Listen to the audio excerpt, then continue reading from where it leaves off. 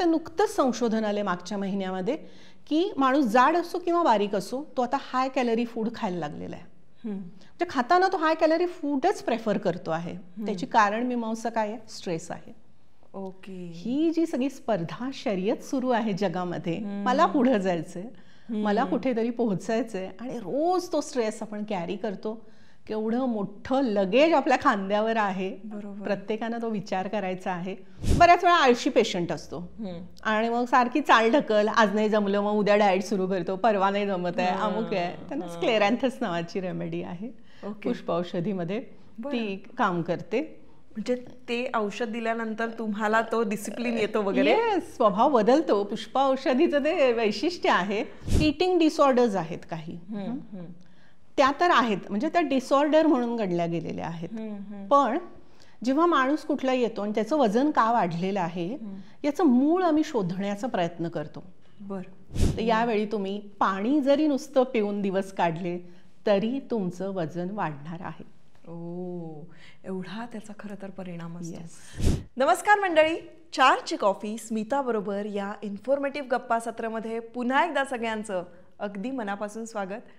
नवीन episode आणि आता नवीन experts आपल्याकडे आलेले आहेत. डॉक्टर प्रिया दंडगे ह्या आपल्याबरोबर असणार आहेत पुढचे 2 एपिसोड. होमिओपॅथी आणि पुष्प औषधी तज्ज्ञ. आपल्याला जर वजन कमी करायचं असेल तर आपण डायटिशियनकडे जातो, न्यूट्रिशनकडे जातो किंवा मग खूप सारं जिम करतो, व्यायाम करतो. हे सगळं केल्यानंतर आपलं वजन कमी होतं हे इथपर्यंत आपल्याला माहिती आहे. पण होमिओपॅथी आणि पुष्पौषधीमुळे सुद्धा वजन कमी होऊ शकतं किंवा वजन वाढायला सुद्धा मदत होऊ शकते. होमिओपॅथी तेवढंच परिणामकारक ठरू शकतं. या संदर्भातली माहिती आज त्या या पॉडकास्टमध्ये आपल्याला देणार आहे. त्यामुळे आजचा विषय हा अतिशय महत्त्वपूर्ण ठरणार आहे. मी स्वतः खूप उत्सुक आहे, कारण होमिओपॅथीमुळे आपलं वजन वाढू शकतं किंवा कमी होऊ शकतं. ते कसं हे मलाही जाणून घ्यायचं आहे. तेव्हा हा एपिसोड शेवटपर्यंत नक्की बघा. नमस्कार डॉक्टर. 4 ची कॉफी स्मिता बरोबर या कार्यक्रमात तुमचं खूप मनापासून स्वागत आहे. आणि तुम्ही कोल्हापूरवरून खास आमच्या पॉडकास्टमध्ये आलाय, मला खूप आनंद होतोय. आणि आज तुमच्याकडून खूप महत्त्वाची अशी माहिती जाणून घेणार आहे, कारण होमिओपॅथीमुळे वजन कमी होतं ही संकल्पना कुठेतरी माहीत होती मला, पण आता एक्झॅक्टली काय आहे त्याच्या मागे सायन्स हे मला जाणून घेण्याची उत्सुकता होतीच. तर तुमचं मनापासून स्वागत. नमस्कार स्मिता. मला तुम्ही अभिनेत्री म्हणून पण खूप आवडता, तेव्हा तुमच्याशी गप्पा मारायला एक वेगळी मजा आज येणार आहे. मी होमिओपॅथी तज्ज्ञ आहे, पुष्प औषधी तज्ज्ञ आहे. आणि ही प्रॅक्टिस करताना असं जाणवलं की जेव्हा वजन कमी करण्यासाठी किंवा वाढवण्यासाठी तर होमिओपॅथीचा यामध्ये मोठा रोल आहे. तर कसा? तर होमिओपॅथी माणसाच्या मनाचा विचार आधी करते. बरोबर. त्या 18व्या शतकामध्ये डॉक्टर सॅम्युअल हॅनिमन, होमिओपॅथीचे जनक, त्यांनी हे दाखवून दिलं की माणूस आजारी पडतो म्हणजे आधी त्याचं मन आजारी पडतं आणि मग तो आजारी पडतो. हा एक नवा दृष्टिकोन जगाला त्यांनी दिला. म्हणजे आपण आधी आत्ता म्हणतोय की डायबिटीज झाला तर अरे मग काही घडलं होतं का, काही स्ट्रेस होता का, किंवा सायकोसोमॅटिक डिसीजेस जे आहेत की मनोकायिक विकार, म्हणजे सगळ्याचं मूळ शेवटी मनामध्ये आहे. आणि मन हे सगळ्यात अगाध आहे, अनंत आहे आणि सगळ्यात पॉवरफुल आहे हे माहिती आहे. त्यामुळे हा एक अप्रोच ही प्रॅक्टिस करत असताना आहारासोबत जर होमिओपॅथीची आपण जोड दिली तर अधिक परिणामकारक ते होऊ शकतं असं जाणवल्यामुळे मग या पद्धतीने प्रॅक्टिस सुरू झाली. पेशंटकडे आम्ही आधी बघतच होतो असं, पण कोणी वजन कमी करायला किंवा वाढवायला गेल्यानंतर मानसिक सिम्पटम किंवा मनाचे सिम्पटम्स विचारत नाही, माइंडबद्दल विचारत नाहीत. तुम्ही काय खाता, कधी उठता, केव्हा जाता वगैरे असं नाही. आणि आजकाल तर काय ऑनलाईनच डाएट मिळतो. येस. आणि त्यामुळे असं झालं की ती एक मनाची खिडकी आहे जी बंद आहे. पेशंट पण बऱ्याच वेळा आश्चर्यचकित होतात की अरे मी वजन कमी करायला आली आहे आणि मॅडम हे काय विचारतात की काही स्ट्रेस आहे का, तुमची दिनचर्या कशी असते, तुम्ही अमुक एक गोष्ट घडली तर कसं रिॲक्ट कराल. तर याच्यावरून लक्षात येतं की तो माणूस कसा आहे, कसा रिॲक्ट करतो, किती स्ट्रेस घेतो. आणि मग आम्ही काही होमिओपॅथिक औषधं त्यासाठी सुचवतो. याचबरोबर पुष्प औषधी. डॉक्टर एडवर्ड बाख यांनी 1920 ते 30 या सालामध्ये पुष्पौषधीचा शोध लावला आणि ते डॉक्टर सॅम्युअल हॅनिमनचेच फॉलोवर होते आणि फुलांपासून ही औषधं तयार करण्यात येतात आणि याची हे खूप मदत वजन कमी करायला वाढवायला होते. कारण शेवटी वजन का वाढतं या सगळ्याचं मूळ जर बघितलं तर मनात आहे. बरं, असं म्हणतात की होमिओपॅथीचा प्लासिबो इफेक्ट आहे किंवा ते सुडो सायन्स आहे असं एक मिथ आहे. सो ते बस्ट करायचंच आहे आपण डेफिनेटली. म्हणजे काहीही आपल्याला आजार झाला, कुठलाही विकार असेल तर सगळ्यात आधी आपण डॉक्टरांकडे जे जातो ते म्हणजे लवकर मला याच्यातून बरं करण्यासाठी काय बाबा औषधं आहे त्याच्याकडे जातो. पण होमिओपॅथी हे मुळापासून काम करतं की कसं काम करतं आणि हे जे मिथ आहे ते खरंच मिथ आहे का, याबद्दल थोडंसं आम्हाला सांगा. आता असाच बऱ्याच प्रवाद आहेत, मिथ म्हणू आपण, की होमिओपॅथी हे सुडो सायन्स आहे, ते प्लासिबो इफेक्ट देतं. उगीचच आपलं असं माणसाला वाटतं की आपण औषध घेतोय आणि तो बरा होतो. आता मी तुम्हाला 1-2 प्रश्न विचारते की समजा जर ते सुडो सायन्स असतं तर इतकी शतकं ते टिकलं असतं का? खरं. आणि मी मघाशी म्हटल्यासारखं मनामध्ये आधी डिरेंजमेंट होते किंवा आजार होतो, मन आधी आजारी पडतं मग शरीर आजारी पडतं.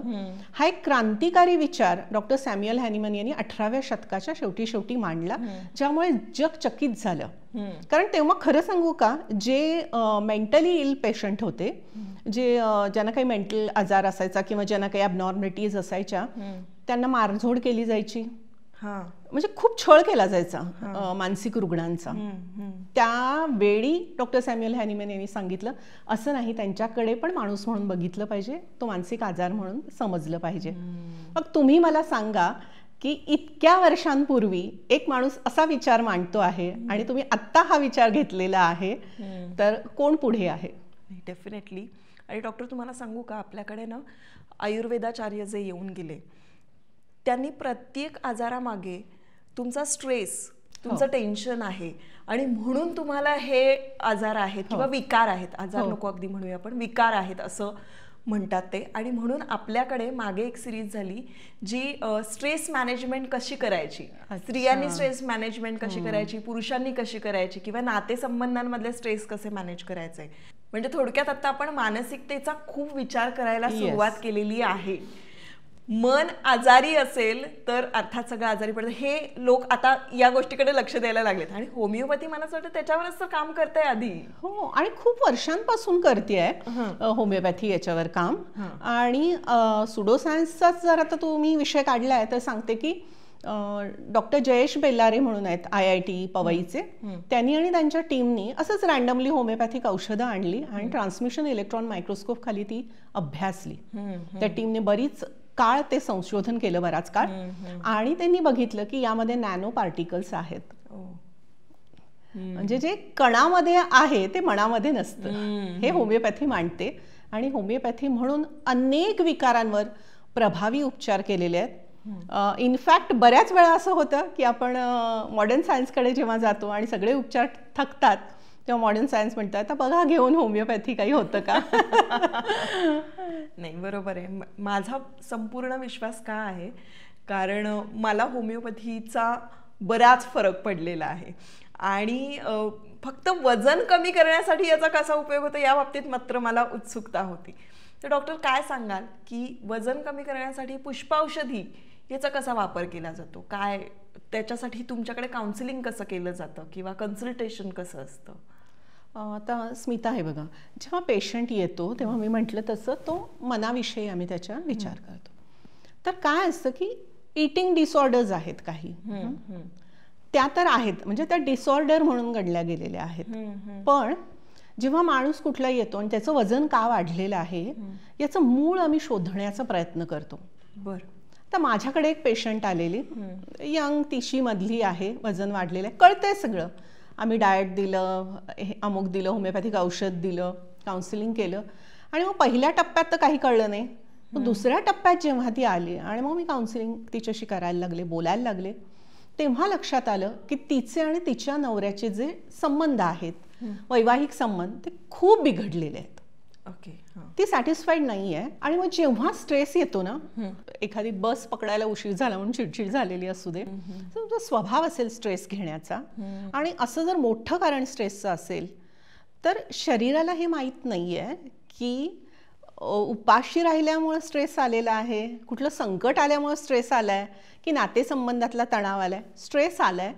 सो जेव्हा जेव्हा अशी परिस्थिती शरीरामध्ये उद्भवते तेव्हा शरीर काय करतं, आपल्याला वाचवायचा प्रयत्न करतं. म्हणजे काय करतं, फॅट स्टोरेजच्या मागे लागतं. ओके. जेव्हापासून आपण माणूस म्हणून म्हणजे आदी मानव म्हणून रानावनात भटकत होतो तेव्हापासूनचे जे जीन्स आहेत, तेव्हापासूनची जे गोष्टी आहेत त्या तशाच राहिलेल्या आहेत. कुठलाही स्ट्रेस आला, वाघ दिसला असू दे किंवा अन्न मिळू नये असा स्ट्रेस असू दे, तर त्यावेळी स्ट्रेस आला की हायपोमेटाबॉलिझम होतो. म्हणजे तुमचं शरीर कमी ऊर्जा जाळायला लागतं.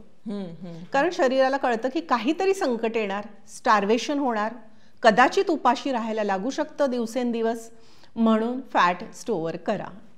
सो सगळी शरीराची केमिस्ट्री बदलते. तर यावेळी तुम्ही पाणी जरी नुसतं पिऊन दिवस काढले तरी तुमचं वजन वाढणार आहे. एवढा त्याचा खरं तर परिणाम असतो. पण याच स्ट्रेसमुळे आजकाल PCOD म्हणा, PCOS आणि अर्थात ह्या थायरॉइड वगैरे याच्यामुळे तर वजन वाढतच आहे ना. म्हणजे हायपोथायरॉइडमुळे वजन वाढतच. सो ह्या सगळ्या गोष्टींचा स्ट्रेसमुळे एकतर हे विकार होतात आणि या विकारांमुळे वजन वाढतंय. जरी हे विकार नसले तरी सुद्धा वाढतंय का पण? वाढतंय. म्हणजे स्ट्रेस आहे, कामाचा स्ट्रेस आहे. आता बघितलं तुम्ही 8-10 तासाच्या खाली तरुण मुलं तर काम करत नाहीत, एका जागी बसून राहतात. आणि पुन्हा काय आहे, आता नुकतंच संशोधन आले मागच्या महिन्यामध्ये की माणूस जाड असो किंवा बारीक असो, तो आता हाय कॅलरी फूड खायला लागलेला आहे. तर खाताना तो हाय कॅलरी फूडच प्रेफर करतो आहे. त्याची कारण मीमांसा काय आहे, स्ट्रेस आहे. ही जी सगळी स्पर्धा शर्यत सुरू आहे जगामध्ये, मला पुढे जायचंय, मला कुठेतरी पोहोचायचंय, आणि रोज तो स्ट्रेस आपण कॅरी करतो. केवढं मोठं लगेज आपल्या खांद्यावर आहे, प्रत्येकानं तो विचार करायचा आहे. आणि काउन्सिलिंगमधून होमिओपॅथीच्या काही मेडिसिन्स देऊन आम्ही हा स्ट्रेस कमी करतो. याचबरोबर काही होमिओपॅथीमध्ये अशी मेडिसिन आहेत जी मेटाबॉलिझमला बूस्ट करतात आणि तुम्हाला ॲपेटायझर म्हणून काम करतात. वीकनेस असेल तर त्यासाठी काम करतात. पुन्हा कॅल्केरिया कार्बसारखं आहे की जे ॲब्डॉमिनल फॅट आहे त्यासाठी मदत करतं. थाईज आणि हिप्सवर फॅट असेल तर नॅट्रमूर काम करतं. आणि आता सध्याचा कळीचा प्रश्न आहे की माणसं शुगर होलिक झालेली आहेत. पण हेच आहे ना, म्हणजे कधीतरी मला लो फील झालं तर मी पटकन शुगर खाल्ल्यानंतर मला थोडासा मूड बरा झाल्यासारखा वाटतो. आपण चॉकलेट खातो, मग मिठाई खातो, कारण त्यांनी आपल्याला तात्पुरतं का होईना बरं वाटतं. आणि किंवा मग रात्री बऱ्याचदा असं जंक फूड खाण्याची सवय असते, मॅगी खाण्याची सवय असते. का? कारण त्यावेळेला मला असं वाटतं की इमोशनली आपण कुठेतरी डाऊन असू ना, त्यावेळेला आपण हे असे फूड कन्झ्युम करायला लागतो. आता कसं होतं की शुगर होलिक हा शब्द मी वापरला की आपण सतत साखर साखर साखर आपलं सुरू आहे, खूप खाण्याचं सुरू आहे. आजूबाजूला पण जे पॅकेटमध्ये फूड आहे त्याच्यामध्ये प्रचंड प्रमाणात साखर आहे, कॉर्न सिरप आहे, माल्ट आहे, आणखी बरंच काही काही आहे. आणि त्यामुळे ते खाल्लं की बरं वाटतं, हे क्रेविंग सुरू होतात. माणसं माणसांशी बोलत नाहीयेत, टॉक थेरपी. आणि मग एकटं वाटतं, कोणी नाहीये बोलायला, नातेसंबंधात तणाव आहे, आणि आता काय करायचं, मग थोडं शुगर खाऊन बरं वाटतं. तर लायकोपोडियम नावाचं होमिओपॅथीमध्ये औषध आहे जे या शुगर क्रेविंग्सवर छान काम करतं. ते आम्ही देतो. म्हणजे वजन कमी करायचं असेल तर तुम्ही हे खास करून देता का? खास करून देतो, ज्यांच्यामध्ये शुगर क्रेविंग्स आहेत त्यांच्यासाठी. प्रत्येक पेशंट हा वेगळी व्यक्ती आहे असं होमिओपॅथी समजते, त्यामुळे इंडिव्हिज्युअलायझेशन आम्ही करतो. आणि त्याप्रमाणे मी स्वतः होमिओपॅथी आणि पुष्पौषधी याची औषध योजना करते. आता होमिओपॅथीची वेगळी औषधं आहेत आणि पुष्पौषधीची वेगळी आहेत, असं काही आहे का? म्हणजे त्यामध्ये काय डिफरन्स आहे? आता होमिओपॅथीची औषधं पूर्णतः वेगळी आहेत आणि पुष्पौषधी ही फक्त फुलांपासून तयार केलेली औषधं आहेत. डॉक्टर एडवर्ड बाख यांनी ती तयार केली. म्हणजे फुलांचे स्वभाव विशेष बघितलं निसर्गामध्ये एक बॅलन्स आहे बघितलं, आणि ही एनर्जी मेडिसिन्स तयार केली जी सायकोसोमॅटिक आजार जे आहेत, म्हणजे ज्याचं मूळ तर मनात आहे पण ती उमटली आहेत शरीरात, कारण माध्यम शरीरच आहे. बरोबर. म्हणजे उदाहरणार्थ पाठदुखी आहे, आता 80% पोटदुखी असते, सगळं स्कॅनिंग होतं, सगळं होतं, कितीतरी मेडिसिन्स होतात, डॉक्टर सांगतात काहीही नाही आहे तरी माझं पोट दुखतंय. माझ्याकडे अशी एक पेशंट आली, पोट दुखतंय, सगळं झालं होतं, सगळीकडे फिरून आलं होतं, ऑफकोर्स होमिओपॅथकडे शेवटीच येतात. आणि मग मी म्हटलं तिच्या नवऱ्याला तू बाहेर बैस, तिच्याशी मी बोलले, तर अशा गप्पा, आणि मग तिने मला बोलता बोलता सांगितलं की तिची मोठी जाऊ जी होती तिला सतत टोमणे मारायची. अच्छा. चारित्र्यावरून बोलायची, आणि तिच्या माहेर गरीब होतं त्याच्यावरून बोलायची, आणि मग ते खूप मनात असं गेलेलं होतं. एकत्र कुटुंब होतं खेड्यातलं. आणि मग मी म्हटलं ठीक आहे, मग मी तिच्या नवऱ्याला बोलवलं आणि सांगितलं की तुम्ही वेगळे राहा. अच्छा. शेजारीच राहा, जबाबदारी टाळू नका कौटुंबिक, पण वेगळे राहा. ते वेगळे राहिले आणि त्यानंतर पोटदुखी गायब झाली. म्हणजे हे मूळ कुठेतरी असतं, तो स्ट्रेस ती कॅरी करत होती, सो ते पोट दुखत होतं. करेक्ट.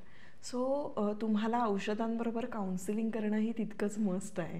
अर्थात तुमचं काउन्सिलिंगवर सुद्धा वेगळा अभ्यास झालेला आहे. हो, काउन्सिलिंगचं मी डिप्लोमा केलेला आहे, त्यामुळे मग पेशंटना काउन्सिलिंग करणं, कारण काय आहे आता एकच तुम्ही दृष्टिकोन घेऊन पेशंटकडे बघू नाही शकत आहे. म्हणजे मला तर असं वाटतं की सगळ्याच पॅथींनी एकत्र आलं पाहिजे आणि आपापलं कॉन्ट्रीब्युशन त्या पेशंटमध्ये दिलं पाहिजे, असं मला वाटतं. तर त्याप्रमाणे मी काउन्सिलिंग करते. पुष्पौषधीची योजना आपण करतो, कारण बऱ्याच वेळा आळशी पेशंट असतो आणि मग सारखी चालढकल, आज नाही जमलं मग उद्या डाएट सुरू करतो, परवा नाही जमत आहे, अमुक आहे. त्यांना स्क्लेरॅन्थस नावाची रेमेडी आहे पुष्पौषधीमध्ये, ती काम करते. म्हणजे ते औषध दिल्यानंतर तुम्हाला तो डिसिप्लिन येतो वगैरे, स्वभाव बदलतो. पुष्पौषधीचं ते वैशिष्ट्य आहे. पुन्हा क्रॅब ॲपल नावाचं एक औषध आहे, तर ते ॲनोरेक्सिया जे आहे, म्हणजे इटिंग डिसऑर्डर जी आहे त्यासाठी ते काम करतं. माणूस खातच नाही, खाणं लपवतो, म्हणजे खातच नाही आपण जाड होऊ याच्यामुळे ते देतो आपण. अच्छा. आणि काही बऱ्याच वेळा असं होतं की हनीसकल नावाचं एक औषध आहे, जे नॉस्टॅल्जिया, सतत माणूस भूतकाळात अडकून पडलेला आहे, ब्रेकअप झालाय, मग भूतकाळात आहे, मग त्याचा स्ट्रेस आहे, तर मग हनीसकल देतो. तर अशी औषधं 38 औषधं आहेत पुष्पौषधीमध्ये, त्याचे वेगवेगळे कॉम्बिनेशन्स करून द्यावे लागतात. उदाहरणार्थ अँझायटी आहे किंवा स्ट्रेस कॅरी करतोय पेशंट, तर ॲस्पेन नावाचं औषध आहे की जे संधिवात, आर्थरायटिस, सायटिका आणि ब्लड प्रेशरवर खूप छान काम करतं. असं नाही आहे की तुमची रेग्युलर औषधं घेऊ नका, पण यामुळे जे मूळ आहे त्याच्यावर घाव घातला जातो, ती हळूहळू निगेटिव्हिटी शरीराच्या बाहेर जाते आणि मग पेशंटला औषधांची गरज लागत नाही. अच्छा. म्हणजे तुम्ही आधी मानसिकतेवर की बाबा वजन वाढण्याचं कारण काय हे काउन्सिलिंग करून कन्सल्टेशनमध्ये तुम्हाला लक्षात येतं जेव्हा पेशंट तुमच्याकडे येतो त्यावेळेला, आणि मग त्याप्रमाणे तुम्ही तुमची पुष्पौषधीची जी औषधं आहेत आणि होमिओपॅथी ती देता. हो. आणि मग त्यानंतर डाएटही त्याच्यावर फॉलो करायचा आहे की काय? म्हणजे डाएट तर फॉलो करावा लागेल तुम्हाला, पण असं काही हार्ड अँड फास्ट उपाशी राहणं किंवा काय नाही. तुमच्या घरी काय बनतं, तुम्ही काय जेवता, तुमचं रुटीन काय आहे, याप्रमाणे मी डाएट देते. तर समजा एक जज मॅडम आहेत माझ्याकडे पेशंट, त्यांचा 2 वाजताच लंच ब्रेक होतो आणि 2 ते 2:30च त्यांना जेवायला मिळतं, तर त्यांना 12 वाजता ताक प्या म्हणून सांगून काहीच उपयोग नाही, ते प्रॅक्टिकल होणार नाही. बरोबर. हो. मग त्यांना 2 वाजता काय खायचं हे सांगतो. प्रत्येकाचा विचार की तो काय काम करतोय. स्टुडंट आहे समजा, त्याला खूप एनर्जी लागणार कारण ते अभ्यास करतोय, तर तो अभ्यास करणारा स्टुडंट आहे, त्याला काय दिलं पाहिजे. एकच एक तक्ता घेऊन सगळ्यांच्या तोंडावर चिकटवण्याचा जो प्रकार आजकाल आहे, तसं न करता आपला भारतीय आहार काय आहे, पुन्हा प्रदेशागणिक तो वेगळा आहे, घरागणिक वेगळा आहे, बरोबर, तुमचं लायकिंग काय, तुम्हाला काय खायला आवडतं, हा एक प्रवास आहे. बरोबर. तुम्ही मला मागे एक उदाहरण सांगितलं होतं की जसं आता तुम्ही सांगितलं की प्रदेशागणिक आपला आहार वेगळा असतो, तर रुजुता दिवेकरांचा तो किस्सा होता, तो आम्हाला ऐकायला नक्की आवडेल. कारण मला असं वाटतं की आपण आजकाल वजन कमी करायचं हे फॅड खूप आता इकडे आहे, पण खरोखर या गोष्टींचा सुद्धा विचार करणं खूप गरजेचं आहे. हा नक्कीच स्मिता, मला हा किस्सा ऐकवायला आवडेल. तर 2012 साली तेव्हा समाज माध्यम सोशल मीडिया इतका नव्हता, फेसबुकवर चॅटिंग व्हायचं आणि तेव्हा झिरो फिगरमुळे रुजुता दिवेकरना खूपच एकदम त्या लाईमलाईटमध्ये आलेल्या. तर मी फेसबुकवर फॉलो केलं आणि त्यांना विचारलं की व तुम्ही हे सगळं सांगता ना की म्हणजे तुम्ही आता करीनाचं वजन कमी केलं, म्हटलं आमच्या ज्या बायका आहेत ना त्या धनगरवाड्यात राहणाऱ्या आहेत, कारण स्वयंसिद्धा या कोल्हापुरातल्या संस्थेबरोबर मी 10 वर्ष काम करत होते आणि तिथे आम्ही महिलांना हेल्थ एज्युकेशन काय खायचं सांगतो. म्हटलं त्यांना महिन्यातून एकदा कोबी खायला मिळतो, अशी त्यांची अवस्था आहे. त्यांनी काय करायचं? त्यांना पण ते खूप इंटरेस्टिंग वाटलं. संस्थाही आमची खूप मोठी आहे, मी छोटासाच भाग आहे त्याची. तर त्या आल्या कोल्हापूरला, त्यांचे मिस्टर आणि ते, आम्ही आमंत्रण दिल्यावर संस्था बघायला. आपण कोल्हापुरात एक प्रकट मुलाखत मी घेतली त्यांची. आणि दुसऱ्या दिवशी आपण आंबा, जो आमचा तालुका आहे, शाहूवाडी तालुक्यामध्ये आंबा आहे, तर तिथं धनगरवाडे आहेत, त्या धनगरवाड्यांवर त्या आल्या, तिथे बघितलं आणि मग त्या म्हणाल्या की इथे नाचणी लोक खात आहेत, तर नाचणी आणि रानभाज्या हे त्यांचं खरं अन्न आहे आणि त्यातूनच त्यांना आरोग्य मिळणार आहे. आणि रुजुताजींनी एक वेगळा दृष्टिकोन दिला आणि मला ते खूप छान वाटलं की जे आहे उपलब्ध आहे त्यातून आरोग्य मिळवा. आता वजन कमी करण्यासाठी होमिओपॅथी बरोबर जर तुम्ही डाएट देता, तर तुम्ही डाएट देता ना त्याच्यासाठी, सो ते त्यांचं रुटीन बघून मग डाएट देता किंवा त्यांची लाईफस्टाईल काय आहे त्या पद्धतीनं तुम्ही डाएट देता, बरोबर ना? हो. आणि मग याच बरोबरीनं व्यायाम कसा असला पाहिजे किंवा बाकी गोष्टी म्हणजे आचार विचार या गोष्टी कशा असल्या पाहिजे, असं काय सांगतं होमिओपॅथी? होमिओपॅथी एक सांगतं की निसर्गाच्या जवळ जा, बॅलन्समध्ये राहा, हे सांगतं. व्यायाम हा केलाच पाहिजे, तुमचं वजन जास्त असो कमी असो, व्यायाम हा केला पाहिजे, काही ना काहीतरी व्यायाम केला पाहिजे. बऱ्याच वेळा होतं असं की जिममध्ये लोक जातात, 2-2 तास जिममध्ये घाम घालतात आणि दिवसभर कोचवर पडून राहतात, खुर्चीत बसून राहतात. तसं न होता ॲक्टिव्हिटीज सतत राहिल्या पाहिजे, तुम्ही दिवसभर ॲक्टिव्ह राहिलं पाहिजे, हे केलं पाहिजे आणि तरच मग वजन कमी व्हायला मदत होते. आणि ओव्हरनाईट फॅट डाएट, इतक्या दिवसात इतकं वजन कमी असं नाही आहे, तुमच्या जे काही लाईफस्टाईल आहे त्याला सुटेबल आहे. आता माझ्याकडे काही आर्मीमधले जवान आहेत कोल्हापूर जिल्ह्यातले, तिकडे पोस्टिंग असते, पण थोडं वजन त्यांना स्ट्रिक्ट असतं ना, वजन मॅडम कमी करायचे. तिथं फक्त बटाटे आहेत, सियाचीनमध्ये, आसामच्या बॉर्डरवर भाजीपाला कमी आहे. मग ते जे काही आहे ते जाणून घेऊन, समजा तू पहाटे 6 वाजता जाऊन गस्त घालत असेल आणि त्याला 2 वाजता जेवायला यायला मिळत असेल, तर त्याला मधल्या वेळी खाता येणार नाही, बरोबर. मग त्यांना त्या प्रकारे डाएट दिलं पाहिजे आणि त्या डाएट बरोबर ही औषधं घेतली पाहिजे. ओके, तर त्याचा मग आपल्याला संपूर्णतः फायदा होतो. तर तुमच्याकडे एखादा पेशंट आला, सपोज मी तुमच्याकडे आले आणि मला वजन कमी करायचं असं म्हटल्यानंतर तुम्ही काय त्या बाबतीतला क्रम असेल आणि कसं सांगाल तुम्ही? एकतर ना आम्हाला केस टेकिंग जे होमिओपॅथीमध्ये शिकवतात ना ते खूप डिटेल शिकवतात. म्हणजे माणूस काय खातो हे, त्याचा प्रदेश, त्याचा धर्म हे कळल्यावर कळतं जास्त करून. बरोबर. तरी इंडिव्हिज्युअलायझेशन असतं. वय काय आहे तुमचं आणि तुम्ही काय काम करता. आता उदाहरणार्थ तुमचं काम हे हेक्टिक आहे, एकदा शूटिंग सुरू झालं की मग हे नाही, पण त्याचबरोबर तुम्हाला तुमची त्वचा छान ठेवायची आहे, तुमचे केस छान ठेवले पाहिजेत. मग तुम्ही सकाळी उठून काय कराल? कॉल टाइम 6चा आहे, तर मी घरात 5 वाजता आहे, घर 5 वाजता सोडतीये, तर मी काहीतरी न्यूट्रिशियस खाल्लं पाहिजे, असं आहे. तुम्ही सोबत काही कॅरी करून घेतलं पाहिजे. समजा आउटडोर शूटिंग आहे, तिथं काही मिळत नाही किंवा तेलकट खाणं असेल, काही असेल, तर काय स्वतःभोवत कॅरी केलं पाहिजे? फळं, ड्रायफ्रुट्स, वेगवेगळे लाडू, चिक्की, या सगळ्या गोष्टी तुम्ही कॅरी करू शकता. असं प्रत्येकाला वेगळं त्याच्या वयाच्या मानाने सांगितलं पाहिजे. त्याचं मन काय म्हणतं हे. आता आम्ही डॉक्टर असतो, तर इतक्या वर्षाच्या प्रॅक्टिस नंतर आम्हाला पेशंट येतो कसा, आतमध्ये बसतो कसा, बॉडी लँग्वेज मधून पण बऱ्याच गोष्टी कळतात आणि काय व्यवसाय करतो. बऱ्याच वेळा असं असतं की हाऊसवाईफ असतात, थोड्या 40कडे गेलेल्या असतात, डिप्रेस असतात, मग थोडा वेगळा विषय काढायचा, काय करता, काय आवडतं, अशा बऱ्याच गोष्टी असतात की ज्याच्यामुळे पेशंटला काय म्हणतो ना, खुलवणं हे जास्त गरजेचं असतं. त्याच्याकडून खुबीनी काढून घेणं महत्वाचं असतं आणि मग आपली औषध योजना करणं, त्याचा स्ट्रेस कमी करणं, आता माझ्याकडे एक टीचर आल्या होत्या, त्यांना काय खंत होती की मी क्लासमध्ये व्यवस्थित शिकवते, पण असं कोणी जरी पाहुणे वगैरे आले आणि भाषण करायला सांगितलं किंवा सूत्रसंचालन करायला सांगितलं की त्यांना जमत नाहीये. त्यामुळे असं का होतं, असं का होतं? तर त्यांनी त्याच्या आधी 3-4 वर्ष एक अपघात रस्त्यावर बघितला होता. बरं. ती भीती मनामध्ये बसलेली होती. मग आम्ही त्यांना पुष्पौषधी दिलं, निम्युलियस, ॲस्पेन, रेस्क्यू, जेंटियन, ऑलिव्ह असं दिलं. आता मेनोपॉजमध्ये तुम्ही असाल तर बऱ्याच वेळा या टप्प्यामध्ये बायकांना वाटतं मी एकटी पडली आहे, आता सगळ्यांचं केलं आयुष्यभर, आता मला कोणी विचारत नाही. मुलं मोठी झाली, नवरा आपल्या कामात व्यस्त, मला कोणीच विचारत नाही. मग सारखं रडू येणं आणि एकटेपणा तर प्रचंड येतो, एम्प्टीनेस सिंड्रोम पण होतो. मुलं शिकायला बाहेर गेलेली असतात, तब्येतीच्या तक्रारी सुरू होतात. आणि पूर्वी मी एका बैठकीला 25 पुरणपोळ्या लाटायची, आता मला 2 करायच्या म्हणजे वैताग येतो. मग आम्हाला कळतं यांचं औषध ऑलिव्ह आहे. पूर्वीचा जोम पुन्हा नव्याने मिळवून देतं.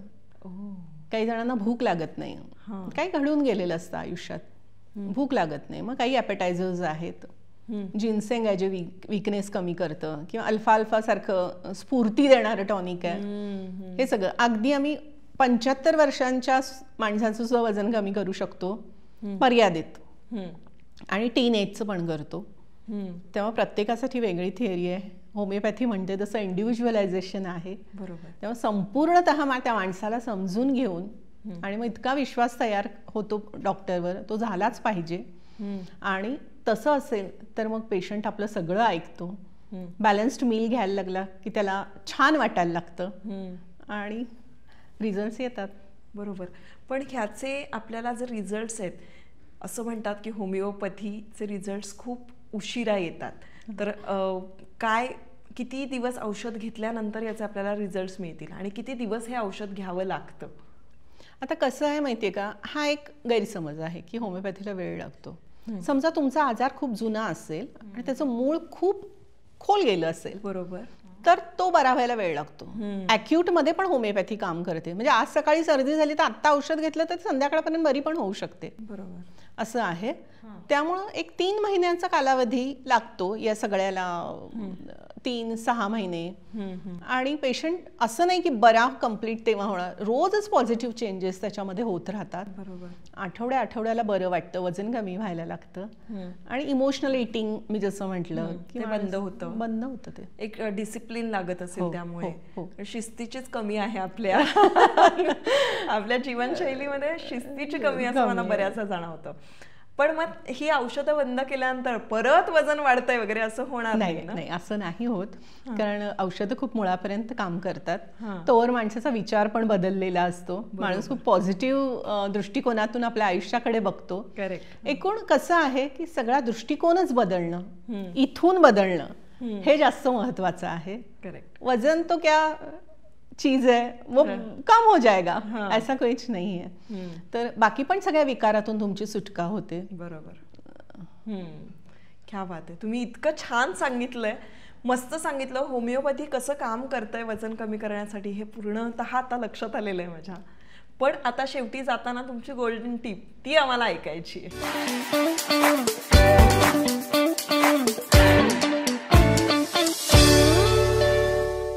येस, गोल्डन टिप एक सांगायची आहे होमिओपॅथ. म्हणजे वजन तर होमिओपॅथी कमी करतच, पण बर्बेरिस ॲक्विफोलियम नावाचं एक औषध आहे.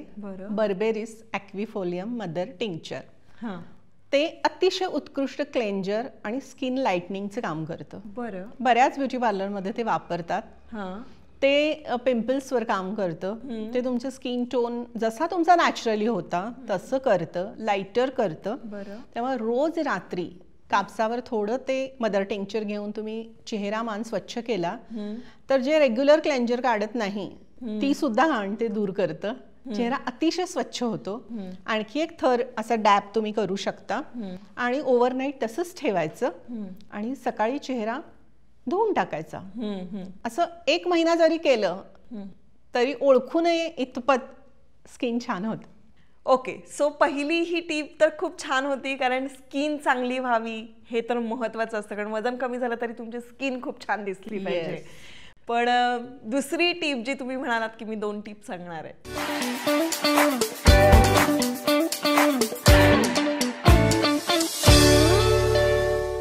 येस, तर एक अशी रेसिपी सांगणार आहे ज्यांना गोड तर खावंसं वाटतं, पण साखर खाल्ल्याने वजन वाढतं. बरोबर आहे, क्रेविंग्स होतात. औषध तर आपण देतोच, पण सणवार आहेत, सेलिब्रेशन आहे, गोड आवडतं. तर यासाठी आहे की कुबानी का मीठा. कुबानी म्हणजे जर्दाळू. जर्दाळू रात्री पाण्यात भिजत घालायचे आणि सकाळी थोडे ते उकळायचे दुसऱ्या वेगळ्या पाण्यात. त्याची पेस्ट करायची, बी काढून. आणि ती पेस्ट जी आहे किंवा त्याचे तुकडे जे आहेत ते अतिशय गोड असतात. आणि खजूर गरम दुधात भिजत घालायचे, बिया काढून तेही मिक्सरला लावायचे. ते मिल्क तयार होतं, खजूराचं असं दाटसर. आणि त्यामध्ये ते जर्दाळूचे तुकडे टाकायचे. पुन्हा जर्दाळूची जी बी असते ती पण बी फोडायची. बरं. त्यामध्ये असा बदाम असतो, छोटासा. त्याचे तुकडे करून ते पण त्यात टाकायचे. इतरही ड्रायफ्रुट्स तुम्ही वॉलनट, पिस्ता, बदाम टाकू शकता. आणि ते असं मस्त डेझर्ट होतं, अतिशय गोड असतं. आणि तुमचं सेलिब्रेशन खूप छान होऊ शकतं. डेफिनेटली. म्हणजे ते मी इमॅजिन करूनच सांगू शकते की ते किती छान लागत असेल. Yes yes, great. बरं, आणखीन एक नक्की प्रश्न पडला असणार आहे सगळ्यांना की मगाशी तुम्ही जे सांगितलं स्किन क्लीन करण्यासाठी, तर ते मेडिकलमध्ये मिळतं का? येस, जिथं होमिओपॅथिक औषधं मिळतात तिथे हे मिळतं. कळलेलं आहे सगळ्यांना. आणि त्याची लिंक जर काही असेल तर मी डिस्क्रिप्शनमध्ये देईन. आणि त्याचं जे नाव तुम्ही मेन्शन केलेलं आहे ते नावसुद्धा तुम्हाला डिस्क्रिप्शनमध्ये मिळेल. Thank you so much doctor.